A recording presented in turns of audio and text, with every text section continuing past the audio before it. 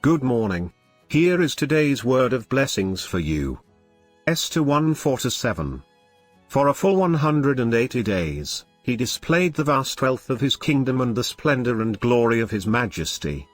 When these days were over, the king gave a banquet, lasting 7 days, in the enclosed garden of the king's palace, for all the people from the least to the greatest who were in the citadel of Susa. The garden had hangings of white and blue linen, fastened with cords of white linen and purple material to silver rings on marble pillars. There were couches of gold and silver on a mosaic pavement of porphyry, marble, mother of pearl and other costly stones. The wine was served in goblets of gold, each one different from the other, and the royal wine was abundant, in keeping with the king's liberality.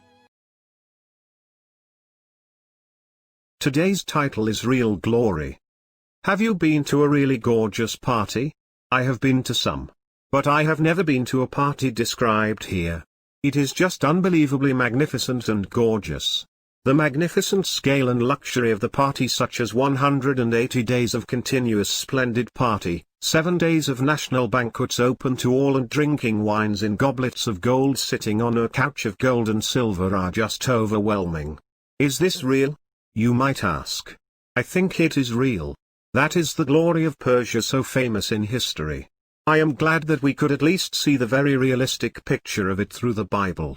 I love to read history because it helps me to understand the people and the world. And the Bible is the best historical book that I know. So what is your impression of the glory of Persia? Don't you want to be there even for a brief moment?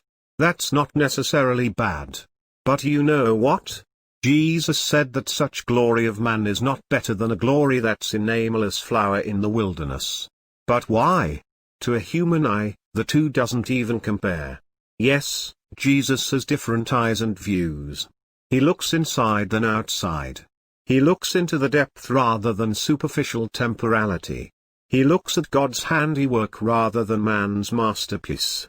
Jesus used the parable of a nameless flower not to praise the flower. He used the parable to emphasize the invaluable glory that is in you. Do you get it? To God's eyes, you are more glorious than the glory of Persia. You are the glory of heaven. He delights in you, not the luxury of the Persia. Will you understand his heart? That's the theme of the book of Esther. You know that Esther means star in Hebrew. To God, you are the star, not the glory of Persia.